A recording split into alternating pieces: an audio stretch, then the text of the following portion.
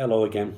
Right, I've been away from here for a few weeks, getting more and more frustrated at the world I'm seeing around me, seeing so many people on this planet who haven't got the first clue as to who's really running this planet we live on. You know, actually having no clue as to who they are. So, who are they?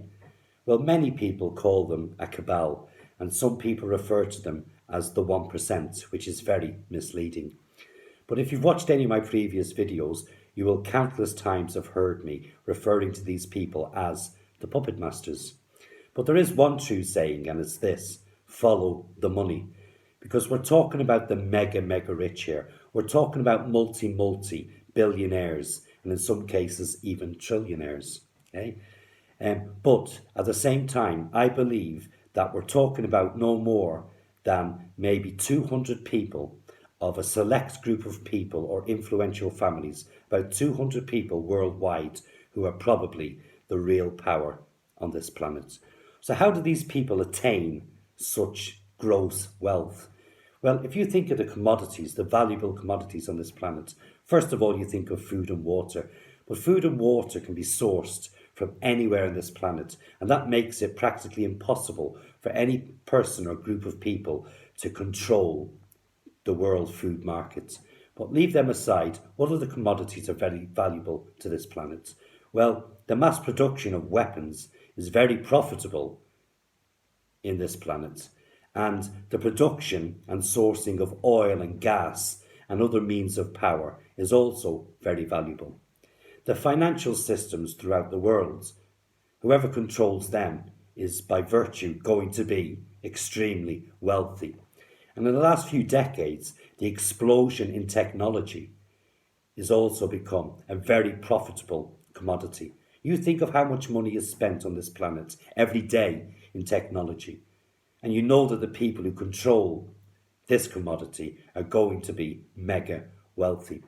So the people who control and profit most from these commodities are going to be the ones who control this world and everything on it. And they use this power, they swing this power, they wield it over our heads like an axe every day. They use this power to direct the world governments and the world organisations that they themselves have created. They use this power, this wealth and this power to dictate the agendas they want to see played out throughout the world. Now, I believe these people, these puppet masters, have been in control of our planet between themselves and their descendants for about the last 100 to 120 years. And for most of that time, they did operate in the shadows. But in the 1960s, they began to play out their atrocities and their intentions in public view. In fact, the first time they truly showed their hand and showed the world their existence was in '63 when they assassinated JFK. And ever since that assassination, they've become more emboldened and more brazen in their atrocities and in their agendas on this planet.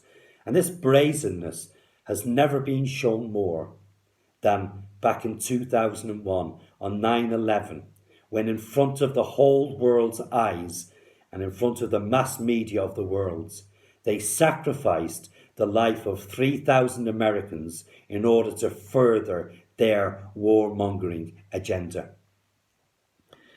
Now, these puppet masters, they control the world by their secret societies, by their groups and their secret societies. And these societies operate by a code. And part of that code and their arrogance is to give a covert pre-warning of their intentions to the people. How do they do this? Well, they do it through Hollywood, by and large, because make no mistake, these puppet masters completely own Hollywood and control the output of Hollywood, just as they own the mainstream media worldwide. Okay?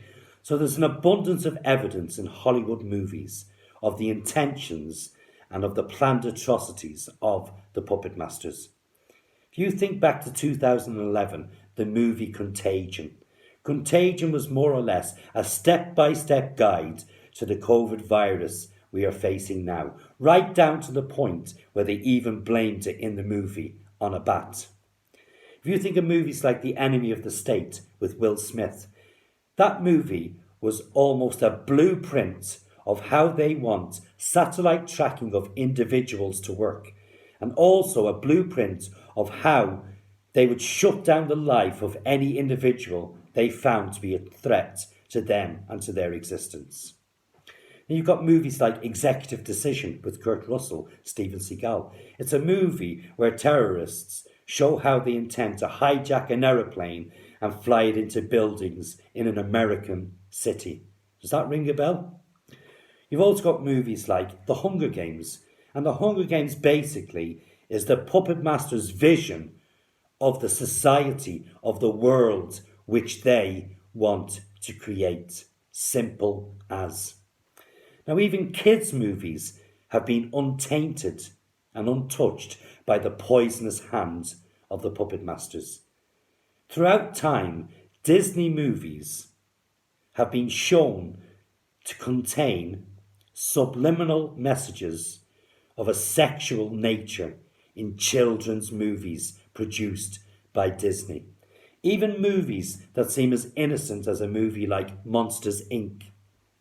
Monsters, Inc., the story to Monsters, Inc. is that the monsters, live off the screams of the children. The monsters live off the terrorizing the children in order to harvest their screams to produce power for the monsters. It's almost a bloody advertisement for Andrew Chemo. Sick as it may sound. Okay? But not even movies. They even hijacked the London 2012 Olympic opening ceremony and used that as basically a dress rehearsal for the COVID-19 virus today.